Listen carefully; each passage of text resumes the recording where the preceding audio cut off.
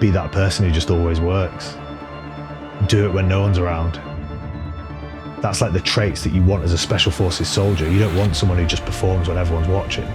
It's like you want that person that performs when no one's watching.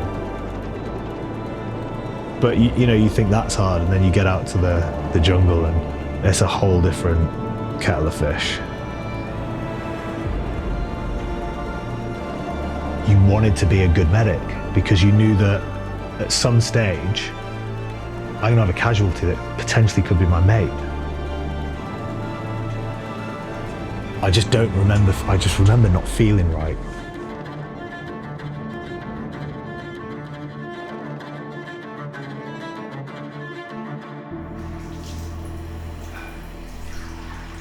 I don't think you are prepared for it. I don't think anyone's prepared for it. And I don't think there is a, are you ready for it? It's just a matter of, you're in it. We're humans and we've been at war since we walked out of caves, and there's something about doing something that's hard every now and then that just clicks you back into that rhythm. I'm Jay Morton. I'm an ex-Special Forces soldier. Grew up in a town called Preston in Lancashire. It's in the northwest of England. It's mainly a working class town, so there's not much industry or business up there. Childhood was just a normal childhood.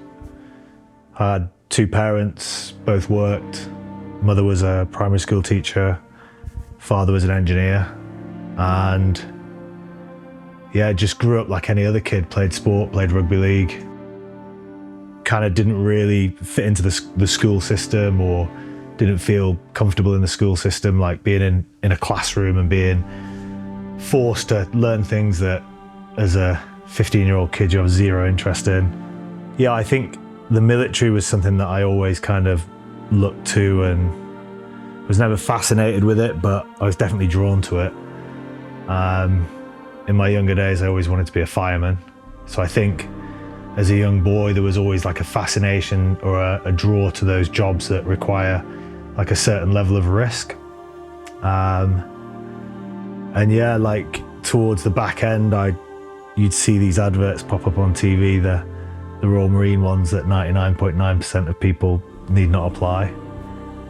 It was masculine, it was, you know, you saw this guy on TV and he's popping out of like a river or a lake or this bit of water with a weapon, and I think as a 15-year-old boy that didn't enjoy school, that to me like called out to me. That kind of adventure, that danger, that level of risk, and also doing it as part of a team with other people that are interested in doing it.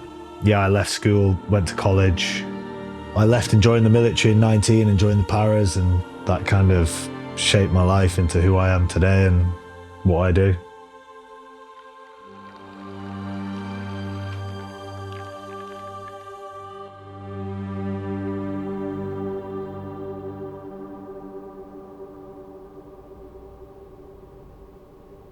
A 15, 16, 17-year-old boy lacked discipline, lacked structure, lacked purpose, lacked a belonging. I don't think you're self-aware enough at that age to realise that they're all the things you lack in as a 15, 16, 17-year-old boy. And that comes out in other ways, right? You, I don't know, try and rob a car, or you break a window, or you get into a fight. And for me, it was, you know, I probably drank a lot, probably drank more than, or tried to drink more than my mates. It was like who could get the most in a night. Like I was quite risky, do you know what I mean? I liked that behaviour of being able to push myself in, whether it be getting into trouble or drinking more than friends would drink. I think you soon learn that to take a boy to a soldier, you know, that the discipline part of it is enforced by pain. So, you know, if you don't iron your kit in the certain way that you need to iron it, or You know, if you don't remember something that you're supposed to remember, or you don't take a bit of kit, or your weapon's dirty, the punishment's pain. I think when you do it in a structured system like the military, where, you know, the outcome that you're angled towards is a soldier, someone who's going to be able to be disciplined and perform under stress, and, you know, keep going forward in a firefight if he needs to. You join the military with a bunch of guys that are all kind of in it together, and you go through this thing, basic training, and it's, you know, I didn't find it necessarily easy. I found it pretty fucking hard. Like, you know, I was never like physically gifted. I was never like a physically fit person at school, or strong. I was never a strong person at school either. So when it came down to like the fitness test that you've got to do to pass to get in the parachute regiment, like I was panicking, thinking that I'd never be able to do it, and I'd never be strong enough or fit enough or even tough enough to be able to get through. And it was actually quite a shock to see that I passed. Like, there was a part of me at 19, before we began P Company, that, you know, I never thought I'd pass. I thought I'd be the one that fails and ends up going to a lesser regiment. Yeah, I couldn't even do a pull-up. I think that's the thing. I was always fascinated by the gym. Like, when I was probably 15 years old, I'd asked my mum to get me one of those Argos weights benches for my bedroom. And so I was always fascinated with fitness. I was always fascinated with lifting weights. You know, you'd look at the magazines and you'd look at, you know, you always wanted that shape of the six pack. And so I've always been like focused towards health and fitness, but I was never gifted it. I guess there was something inside of me that wanted to, I don't know, be better than what I was, or be better than, as far as, you know, as bad as it sounds, like I wanted to be better than other people. I wanted the competition inside of me, wanted to be fitter and stronger. And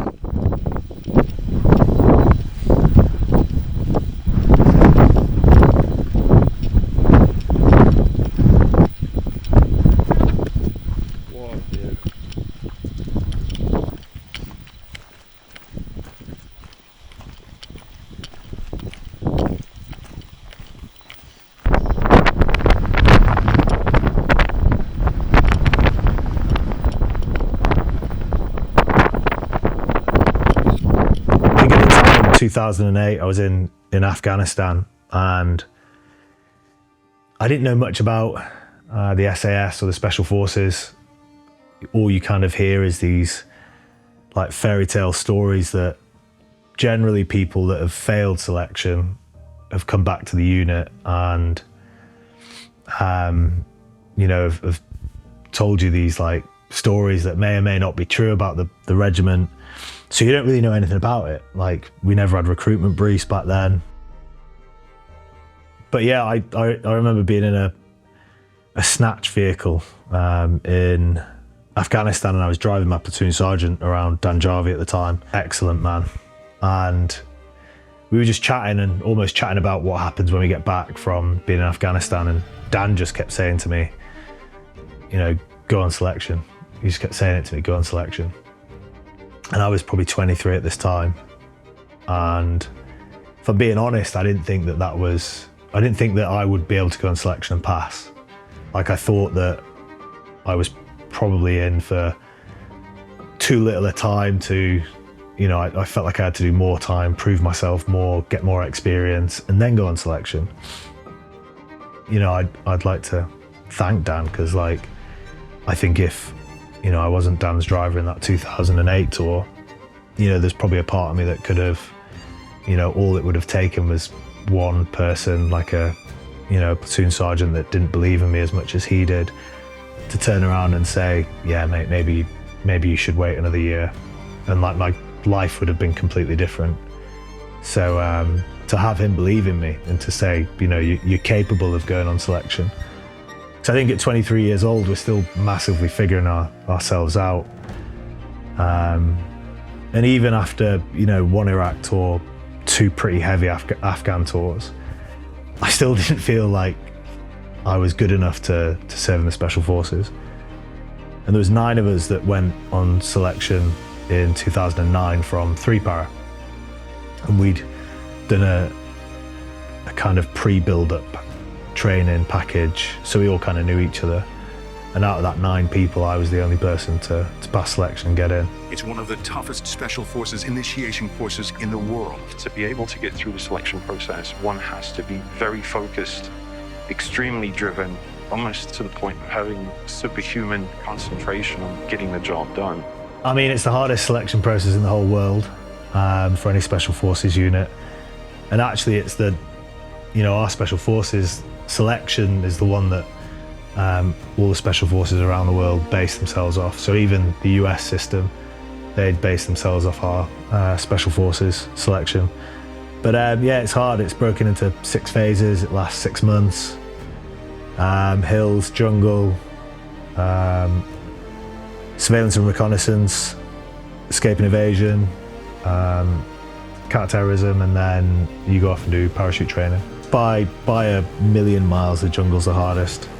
Like you're more worried about the hills phase because it's the first phase, and then you get that done, and that's hard enough. I remember getting to the end of the hills phase, and the final test is a march called Endurance, which is 60 kilometers over the Brecon Beacons. You get 20 hours, and the kit, the weight of the kit's around 70 pounds with water, food. And I'd actually injured my foot. I'd ripped a load of muscles in the top of my foot, so I couldn't lift my foot up at the time. So I was like dragging my foot around the whole of this endurance march, to the point that I got halfway around and couldn't see my ankle bones. My mum actually thought that I'd broken my ankle. She took me to the hospital to get an x-ray. But you think that's hard, and then you get out to the jungle and it's a whole different kettle of fish. The weight increases 30 to 40 kilograms, which again doesn't sound much, right? But you wear that all day. Not only that, is you're trying to navigate yourself through the jungle, and you've got 100% humidity. It's 35 degrees every day. It pisses down with rain. You're soaking wet.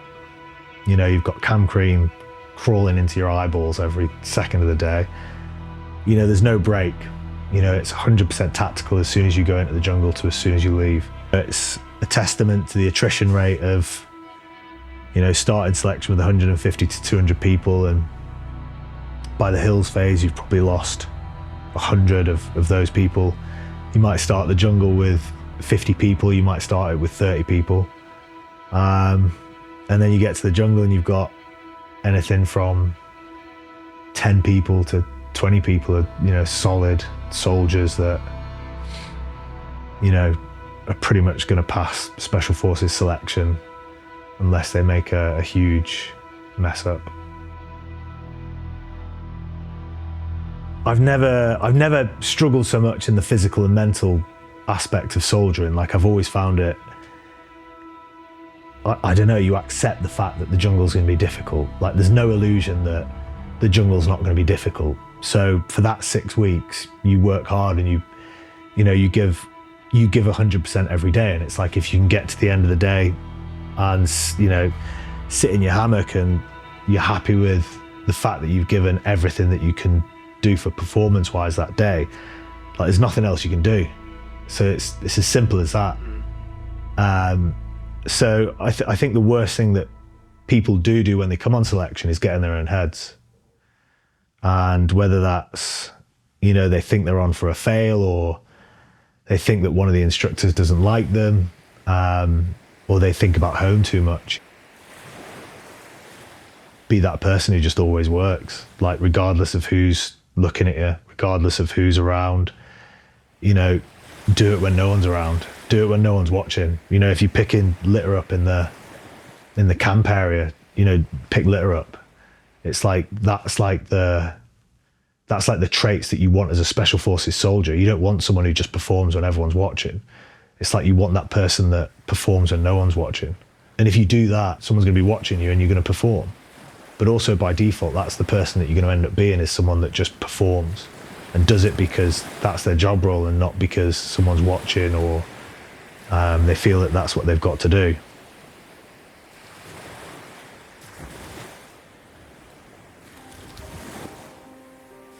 Ego flies up on selection. You're surrounded by a load of guys. You go through this thing, selection together. You all kind of think towards the back end of it that you're SF soldiers. And the next day you turn up and go to meet your troop. And like I said, I was quite young. I was 24, so my troop was all kind of 30 plus. And it's like it's a bit humbling. It's a bit of a culture shock because you've kind of broke free of this safety net of the lads on selection. Then now you're kind of surrounded by these like big dudes. Do you know what I mean? It's like there's some pretty experienced SF soldiers in the troop when I turned up, and yeah, it's humbling. It is humbling, and you soon realise that you're not an SF soldier. You've just got a belt and a beret, and you've passed a course that took 6 months. And you soon realise that what you do from this point is everything, like all the experience, all the operations, all the training. That's what makes you a Special Forces soldier, not selection. Like selection just selects you as a candidate that could potentially serve in the Special Forces. To train to be a Special Forces soldier, you actually have to be in the Special Forces for a considerable amount of time. It just breeds professionalism, and it breeds standards. And you feel that when you get there, like the way that people walk around or carry themselves, or even being sat in a set of orders for an operation or a job. There's a huge level up of professionalism that you feel being in the Special Forces. And it's like you see the success of what they've built, but you don't see the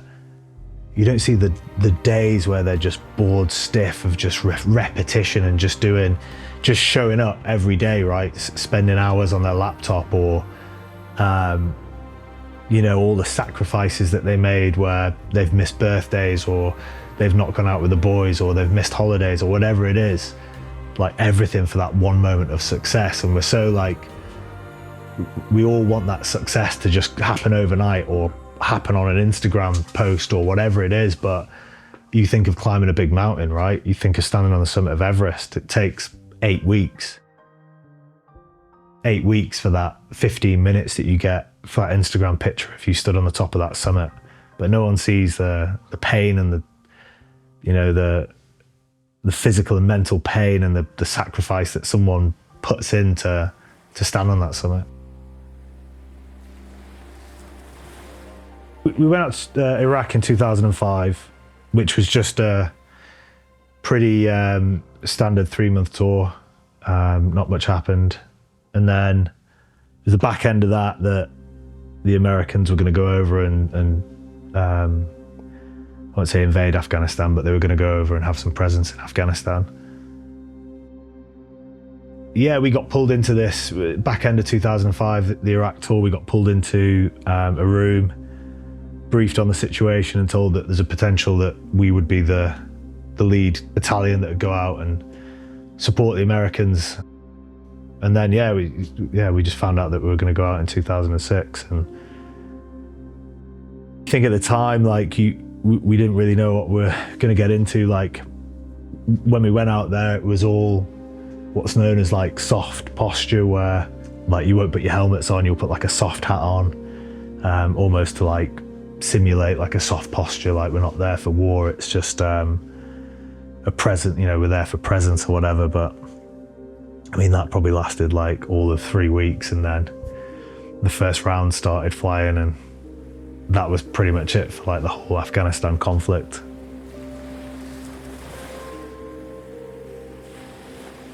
I don't think you are prepared for it. I don't think anyone's prepared for it.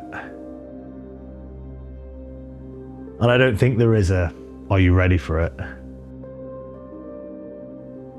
It's just a matter of you're in it. I wish there was not war in the world. Like, I wish everyone was at peace, but I think the fact of the matter is that we're humans and we've been at war since we walked out of caves, and I think we'll be at war till we take ourselves off this planet. So as a male at the age of 20 years old, it was like normal, and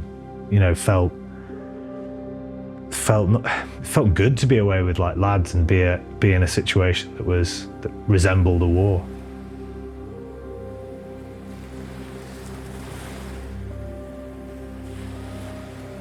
We'd gone from, Afghan in the Paras was more you're going out and showing presence in an area. You're basically just trying to put a footprint on that ground, or you might be tasked to kind of clear an area and swoop through an area and kind of flush out any enemy or something like that. Or you could be doing an attack on something. But it's big numbers, limited support, mainly daytime operations, because back then our night vision capabilities wasn't great. And then special forces, highly intelligence led, deliberate, direct, mass amount of support, so things in the sky. Different, on to the next one. Way more professional. And just a completely different way of doing operations. You go down to the range, everyone's trying to get better at shooting. You go on a course, everyone's trying to do good on that course. When I joined, went straight out and did my med course, and it's like you wanted to be a good medic because you knew that at some stage I'm gonna have a casualty that potentially could be my mate. So I want to learn and get as much experience as a medic as possible, because one of my mates, or I might know his wife or his kids, his life might depend on it. So definitely the culture inside is this culture of just people wanting to be a better soldier and wanting to be more professional, and it's definitely a growth orientated community. Lads want to do stuff in the special forces, like if there's a spare day, like we want to go and shoot. That obviously has its limits. You can only push a soldier too much. You can only do so much, and then someone burns out. And you see that a lot. Like it's a fast-paced life. A lot of travel, a lot of time away from home.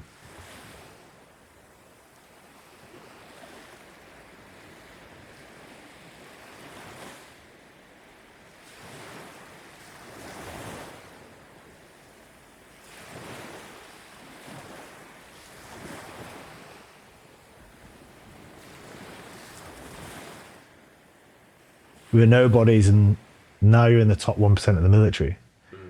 It's like if you don't self-analyze or check that, that becomes you. That becomes your identity. That becomes your life. And like I said before, the moment that goes, which it will, and sometimes it will go before you know it.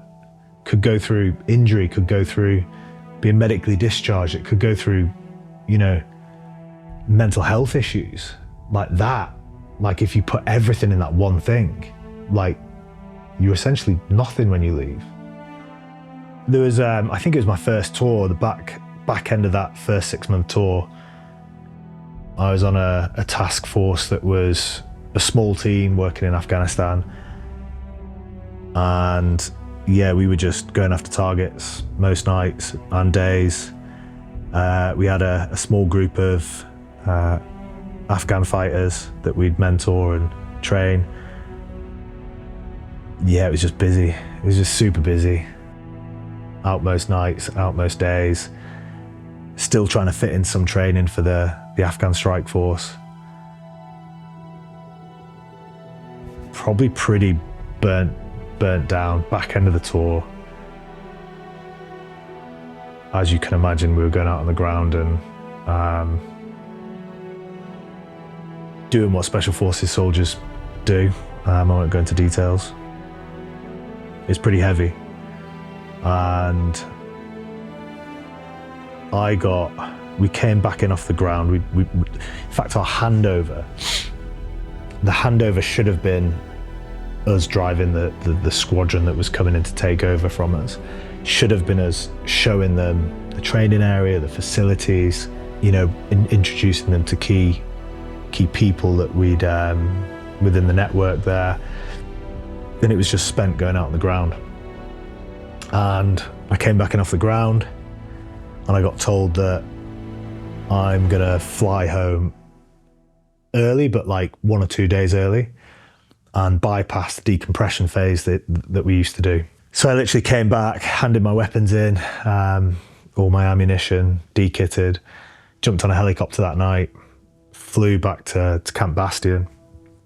Off the back of the helicopter, checked in, flew home, and I was, from coming off the ground, 24 hours later, I was on the train heading back up north to see a girlfriend that I was seeing at the time. I just don't remember, I just remember not feeling right. I can't describe what the feeling was, like a numb sensation, or like I don't know, I just didn't feel right. I didn't feel